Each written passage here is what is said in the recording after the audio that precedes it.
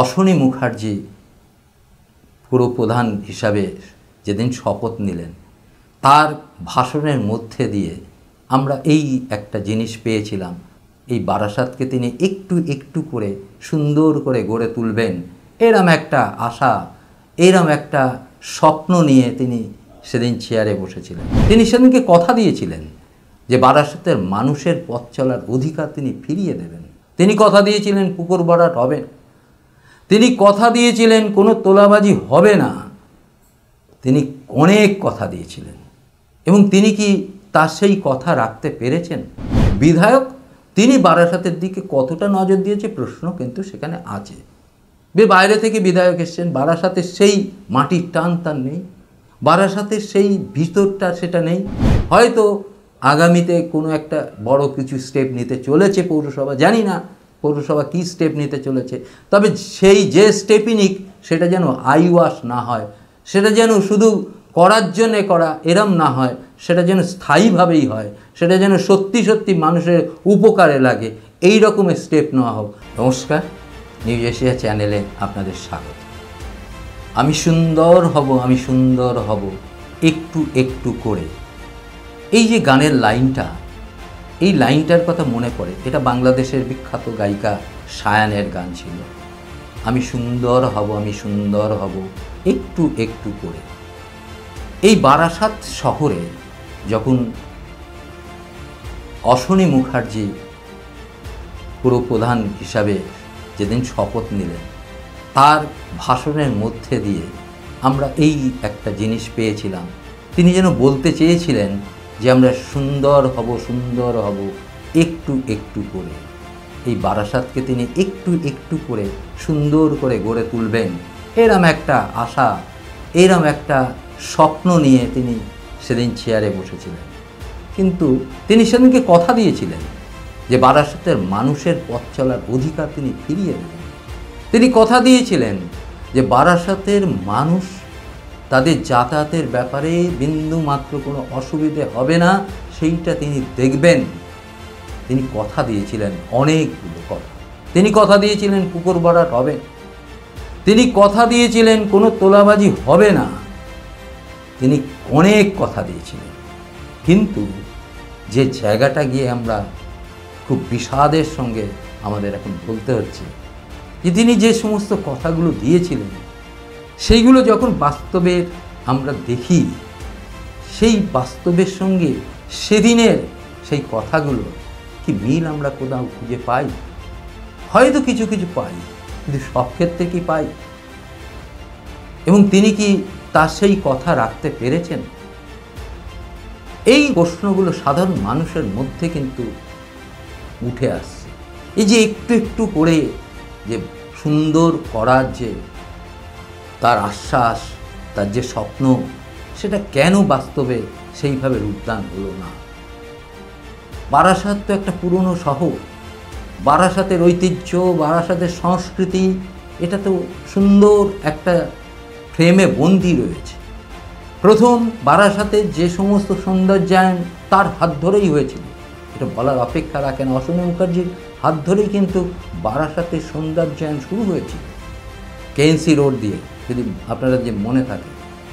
সেই অশ্বনী মুখার্জি যখন চেয়ারম্যান হলেন, পৌরপ্রধানের দায়িত্ব নিলেন, তখন তো বারাসাতের মানুষের মনে একটা আশার আলো জেগেছিল। জানি না তিনি হয়তো এই যে ফুটপাত দখল করে যে সমস্ত মানুষ, আপনারা লক্ষ্য করে দেখবেন যে হেলাবরতলা থেকে শুরু করে কলোনি মোড়, কীভাবে সেখানে একটা মানুষ ফুটপাত দিয়ে হাঁটতে পারেন না। তিনি কথা দিয়েছিলেন মানুষের পথ চলার অধিকারকে তিনি ফিরিয়ে দেবেন। এবং এখানে যিনি উপপুরপ্রধান আছেন তাপস দাশগুপ্ত, অভিজ্ঞ রাজনীতিক নিঃসন্দেহে, এবং তাদের উদ্যোগের, এদের দুজনের উদ্যোগের কোনো অভাব নেই, এ কথাও বলতে হবে। 12 নম্বর রেলগেটের ব্রিজের তলায় বহুবার তারা এসেছিলেন, তার উদ্যোগ ছিল, তিনি কিন্তু বহুবার চেষ্টা করেছিলেন, অশ্বনী মুখার্জি কিন্তু চেষ্টা করেছিলেন, কিন্তু কেন তিনি পারলেন না? কোথায় ছিল বাধা? কে বাধা দান করলেন? যে উদ্যোগটা তিনি নিয়েছিলেন এর আগে পরপর বেশ কয়েকবার, যেটুকু আমাদের কাছে খবর আছে, তারপরেও তিনি পারলেন না। চাঁপাডালিতে যেভাবে রাস্তা অ্যাকোয়ার করে দেওয়া হয়েছে, এবং বিভিন্ন সরকারি যে সমস্ত জমি রয়েছে সেখানেও নাকি জবরদখল করে সবাই বসে আছে। কেন? বারাসাতকে যদি আমার নিজের বারাসাত হয়, আমার আবেগ থাকবে তো সেখানে, আমার বারাসাতকে আমি সুন্দর করব, আমি আমার বারাসাতকে আমি আইডিয়াল একটা আদর্শ বারাসাতে রূপান্তরিত করব। এটা কি করা যায় না? আমাদের সাংসদ কাকলি ঘোষ দস্তিদার এই বারাসাতের জন্য অনেক কিছু দিয়েছেন, নিঃসন্দেহে কথা আমরা বলতে পারি। অনেক সৌন্দর্যের ব্যাপারে অনেক কিছু করেছেন। এই বারাসাতের হাসপাতালকে তিনি মেডিকেল কলেজে রূপান্তরিত করেছেন, গঙ্গার জল এনে দিয়েছেন, ড্রেনেজ ব্যবস্থাকে আমূল পরিবর্তন করে দিয়েছেন। এগুলো তো করেছেন, বলতে হবে। সেই অর্থে যদি আমরা বলি বিধায়ক তিনি বারাসাতের দিকে কতটা নজর দিয়েছে প্রশ্ন কিন্তু সেখানে আছে। বাইরে থেকে বিধায়ক এসছেন, বারাসাতের সেই মাটির টান তার নেই, বারাসাতের সেই ভিতরটা সেটা নেই, হয়তো আছে জানি না, কিন্তু তিনি এই বারাসাতের মানুষের সঙ্গে ওতপ্রোতভাবে জড়িয়ে থেকে বারাসাতের মানুষের মনের কথাটা নিয়ে তিনি যেভাবে যদি উন্নয়নে ঝাঁপিয়ে পড়তেন, তাহলে আজকের বারাসাত পশ্চিমবঙ্গের মধ্যে 1 নম্বর একটা পৌরসভায় রূপান্তরিত হতে পারত। কারণ বারাসাতের ইতিহাসটা কিন্তু অন্যান্য অনেক জায়গার ইতিহাস থেকে অনেক বেশি, অনেক বড়। এখানে বিদ্যাসাগর থেকে ঋষি বঙ্কিমচন্দ্র চট্টোপাধ্যায় থেকে শুরু করে মানে এমন বিখ্যাত মানুষেরা এই বারাসাতের জনপদের সঙ্গে তাদের পরিচয় ঘটেছিল, সেটা কিন্তু আমরা সকলে জানি। লর্ড ক্লাইভ যে এখানে কিন্তু তিনি এসেছিলেন, থাকতেন, এমন ঘটনা আমরা দেখেছি। ফলে এই বারাসাতকে একটা আমূল পরিবর্তন ঘটানোর যে বিষয়টা হাতিপুকুর করা হয়েছে, খুব সুন্দর, খুবই ভালো, কিন্তু তার রক্ষণাবেক্ষণটা দেখার বিষয় আছে। পাশাপাশি বারাসাতে বিধায়ক বলেছিলেন যেখানে একটা এমন সুন্দর একটা সাংস্কৃতিক কেন্দ্র তিনি গড়ে তুলবেন। রবীন্দ্রভবন আছে ঠিকই, এবং তিনি তার মনে হয়েছিল যে একটা সাংস্কৃতিক কেন্দ্র এখানে গড়ে তুলবে, যেখানে বারাসাতের শিল্পী কলাকুশলীরা তারা সেখানে ছোট ছোট তাদের সভা সমিতি করবেন, সেখানে সাংস্কৃতিক বিভিন্ন চর্চা হবে, এই সব বিষয় তার মধ্যে ছিল। কোথায় গেল? কোথায় হারিয়ে গেল সেই স্বপ্ন? অশ্বিনী মুখার্জির সেই স্বপ্ন কোথায় হারিয়ে গেল? পথ চলার অধিকার ফিরিয়ে দেওয়া কোথায় হারিয়ে গেল? সেগুলো যে সমস্ত জায়গায় বিশেষ করে পৌর এলাকাগুলোতে তৃণমূল কংগ্রেসের ভোট কমে গেছে, সেই কারণেই মুখ্যমন্ত্রী এরম একটা স্টেপ নিয়েছেন, এবং সেই এলাকার মানুষের যে ক্ষোভ, দুঃখ, কষ্ট, সেইটা মনে হয় মুখ্যমন্ত্রী কোনো জায়গা থেকে অনুভব করেছেন।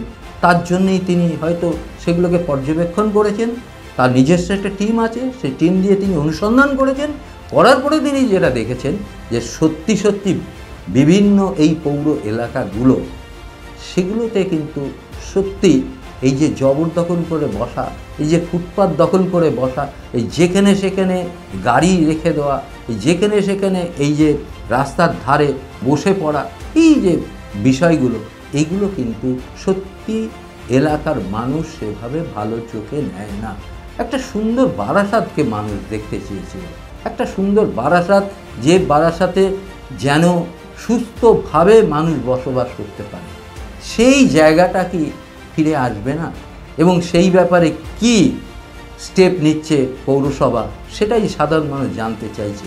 হয়তো আগামীতে কোনো একটা বড় কিছু স্টেপ নিতে চলেছে পৌরসভা, জানি না পৌরসভা কী স্টেপ নিতে চলেছে, তবে সেই যে স্টেপই নিক সেটা যেন আইওয়াশ না হয়, সেটা যেন শুধু করার জন্যে করা এরম না হয়, সেটা যেন স্থায়ীভাবেই হয়, সেটা যেন সত্যি সত্যি মানুষের উপকারে লাগে, এই রকমের স্টেপ নেওয়া হোক। ওই লোক দেখানো গল্প বা লোক দেখানো সবাইকে নিয়ে, পারিষদ বর্গকে নিয়ে আমি এই করছি, আমি সেই করছি, এই বিষয়টা না করে প্রকৃতপক্ষে যেটা সুন্দর হয় সেরকম কিছু করা হোক, এবং বারাসাতের মানুষ তাহলে আশীর্বাদ করবে। তার কারণ বারাসাত সত্যি অনেক পিছিয়ে আছে এই সব বিষয়ে। আপনারা লক্ষ্য করে দেখবেন বারাসাত এতটা পরিমাণ ঘিঞ্জি হয়ে যাচ্ছে বিভিন্ন জায়গায়, যেটা কিন্তু হওয়ার কথা না। জাতীয় সড়কের পাশে যে ফুটপাতগুলো আছে সেগুলো পর্যন্ত দখল করে রয়েছে। ফুটপাতে যারা বসে আছেন হকার উচ্ছেদ থেকেও বড় কথা, উচ্ছেদ না করেও কিন্তু সমস্যার সমাধান হয়। সেই সমস্যার সমাধান করা হোক, হকার থাকবে, কিন্তু তাদের মধ্যে একটা শৃঙ্খলা, একটা নিয়মের মধ্যে রাখার দরকার। এবং তার জন্য তো চাঁপাডালিতে বড় হকার কর্নার তৈরি করা হয়েছে, চাঁপাডালিতে বড় সেই ব্যবস্থা করা হয়েছে। সেখানে এখনও সেটা কেন সেই জায়গায় এদেরকে দেওয়া হচ্ছে না কেন? আরেকটা বিষয় আছে, দেখুন হকারদেরও কিছু দায়িত্ব আছে। তারাও তো এই দেশের নাগরিক, এই সমাজের মানুষ। তারাও যখন দেখছে যে মানুষের অসুবিধে করে তারা একটা জায়গায়, সরকারি জায়গা তারা দখল করে যদি বসে থাকে, সেটাও তো যথাযথ নয়। তাদের তো এটা বুঝতে হবে। দেখুন সবটাই সবাইকে বুঝতে হবে, শুধু প্রশাসনের দোষ দিলে যেমন হবে না, তেমন হকারদের যে দায়িত্বটা, তারা স্থায়ীভাবে সেখানে কিন্তু কিছু করতে পারে না সরকারি জায়গায়, তার জন্য প্রশাসন অনুমতি চাই। এবং তারা হয়তো সাময়িকভাবে সেখানে ব্যবহার করতে পারে, স্থায়ীভাবে সেখানে কোনো কনস্ট্রাকশন করতে পারে না। এমন অনেক দেখা গেছে যে ব্রিজের তলায় যেভাবে করা হয়েছে, বহুবার এই আমাদের লোকাল যে কাউন্সিলররা এসে সেগুলো দেখেছেন চলে গেছেন, সমাধান কিচ্ছু হয়নি। স্থায়ী দোকানদাররাও কিন্তু সেই একই প্রবলেম সৃষ্টি করছেন, এটাও কিন্তু অভিযোগ আছে। হকাররা যেমন রাস্তায় বের করে দিচ্ছে, স্থায়ী দোকানরাও বের করে দিচ্ছে।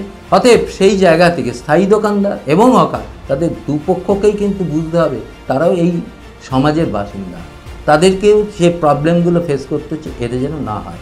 অতএব এইটাইকে আবার বলবো যে সত্যি যে সুন্দর হোক এই বারাসাত, এই আশা কিন্তু আমরা এখনও ছাড়ছি না এবং আমরা এখনও ভরসা রাখার চেষ্টা করছি। আমরা এখনও স্বপ্ন দেখতে ভালোবাসি, আমরা স্বপ্ন দেখে যাব। আপনারা আমাদের সঙ্গে থাকবেন, আমাদের চ্যানেলটাকে সাবস্ক্রাইব করবেন। ভালো থাকবেন, নমস্কার। নিউজ এশিয়া, গণতন্ত্রের কণ্ঠস্বর।